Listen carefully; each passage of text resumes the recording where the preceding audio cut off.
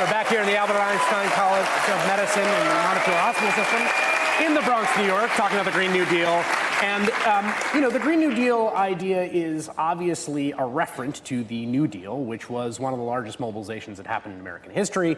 And I think it's easy to lose sight of the scope of the thing, right? I mean, agriculture, financial policy, industrial policy, the Works Progress Administration going out and doing everything from taking slave narratives to building bridges to dynamiting tunnels through the Alleghenies to put in roads. It was a kind of comprehensive reshaping of American economy and society. And to join me to talk about how that metaphor works and the urgency of the crisis, I want to bring in Rachel Maddow, who's an economist at the Union of Concerned Scientists and the policy director there. Good to meet you. Thank you for having me, Chris.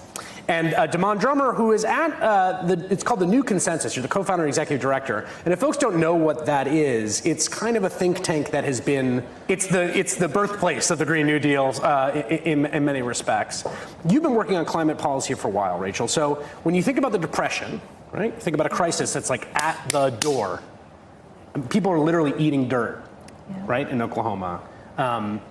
People are starving to death in the streets of America.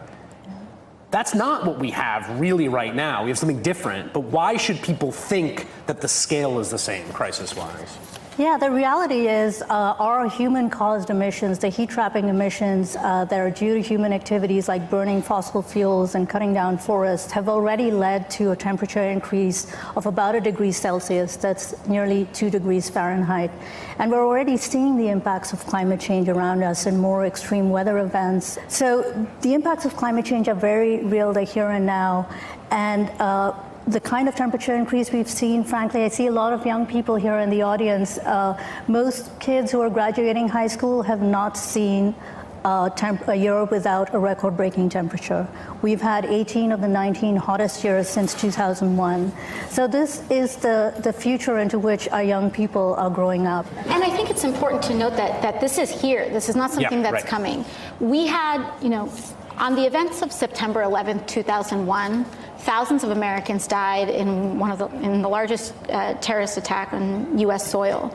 And our national response, whether we agree with it or not, our national response was to go to war in one, then eventually 2 countries. 3,000 Americans died in Puerto Rico in the aftermath of Hurricane Maria. Where is our response?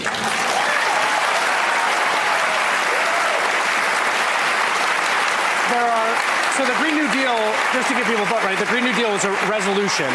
Resolutions aren't legislation, they're not policies, it's sort of a set of goals. There's 5 goals. One of them is net zero emissions, good high-wage jobs, infrastructure and industry, a clean and sustainable environment, justice and equity. Damon, as someone who's sort of worked on this, what's the theory of the case of why the things have to go together?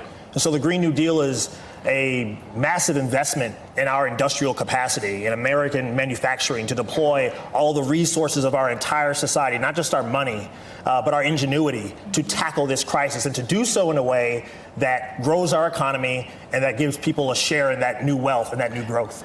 I think people see there's a little bit of the combination Taco Bell Pizza Hut situation here. It's it's cool they're together, but do they need to be together? They do. They do. And it's not like that situation at all, because here's the deal.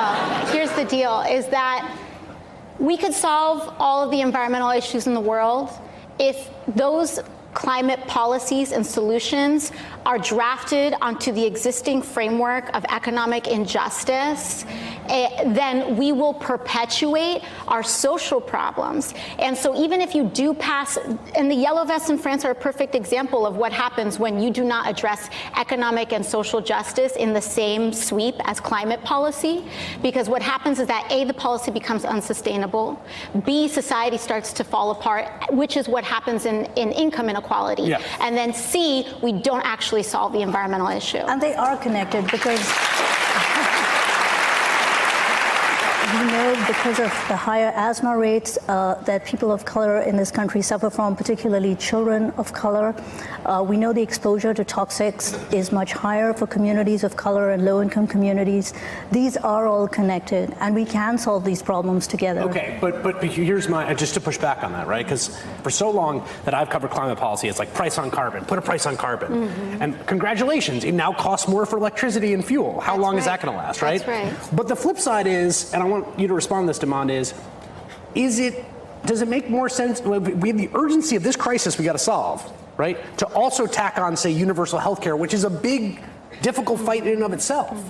Like, doesn't that make it harder to actually attack the crisis that we're talking about? It actually makes it easier to attack the crisis. Why? Right? Why? Because if we're talking about making investments to create millions of high-paying jobs, policies like universal health care, policies like universal family care make it easier for people to join in on that mobilization.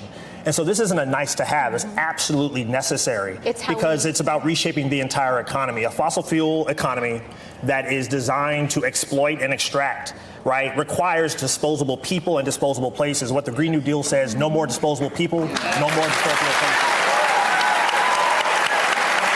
So, but then the people that are listening to this, right, and are saying, I feel you on the climate. Agreed, it's getting hot. But like that sounds like socialism. That sounds big. No, I'm serious. Like that's a big. You're talking like okay, all right. Good. Yes. So good.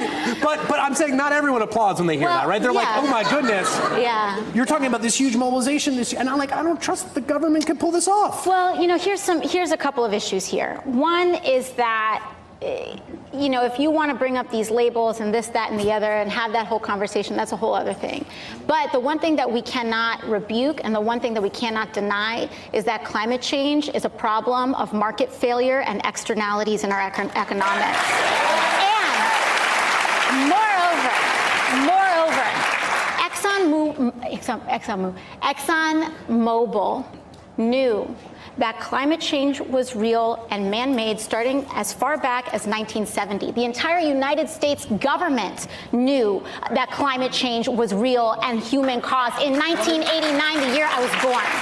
So the initial response was, let the market handle it, they will do it. 40 years and free market solutions have not changed our position. Yeah. So this does not mean that we change our entire structure of government. But what it means is that we need to do something. Right. Something. Yeah. And that is what this solution is about. So much of this conversation is about politics, so I want to just play a thought experiment and put the politics aside and talk about, like, can it be done? So I want to do that next. I want to thank Demond and Rachel. Thank you so much for joining us. We're going to be back with more of the Green New Deal special right after this. Hey there, I'm Chris Hayes from MSNBC. Thanks for watching MSNBC on YouTube. If you want to keep up to date with the videos we're putting out, you can click subscribe just below me or click over on this list to see lots of other great videos.